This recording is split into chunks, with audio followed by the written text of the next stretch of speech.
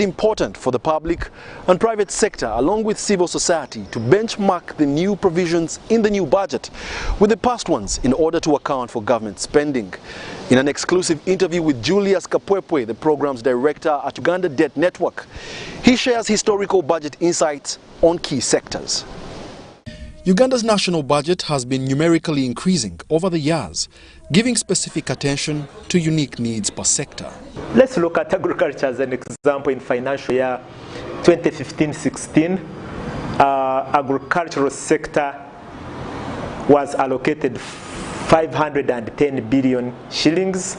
In 2016-17, it increased to 855 billion shillings.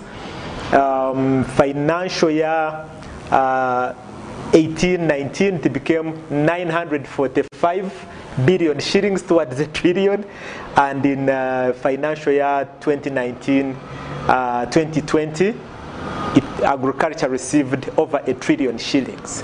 And of course, that trend is also going to continue into the forthcoming financial year. Despite an average increase in the budgets the past financial years in sectors like agriculture, social development, works, transport, legislature and education, some others have had minor increases and decreases. The health sector's allocation has been reduced from 2.78 trillion in this financial year 2020-2021 to 2.523 trillion shillings this coming financial year. There's been a bit of reduction in the forthcoming financial year, in the new budget in other words, but that mainly is on account of end of some of the donor projects. Some of the grants also have not come through, so the yield expectation has been a bit lower than should have been otherwise if you go by the promises that hitherto had been made by some of the international development contributors and the like. Of course, there has generally been a declining in grants globally. It's not just a Ugandan matter. Globally, because of the COVID situation and the reducing financial muscles. Despite the coming national budget being 900 billion shillings less than the current, government, according to NDP3, will now finance national budgets with the program-based approach as opposed to sector-based to enable successful decentralization of national resources.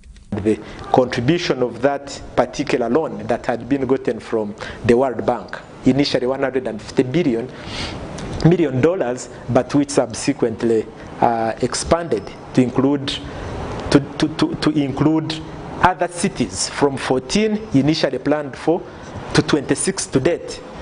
That has been exponential performance. Challenges notwithstanding, the bit of stealing and underperformance in some areas. So overall, I think we are going into the next financial year when the country is at a better stand, or stance for that matter, than we were 5 years ago. Other important aspects to put into consideration are the new 13 proposed tax measures that will aid revenue collection and the country's debt management strategy to ensure a progressive performance. Wadulo Makanold, UBC News.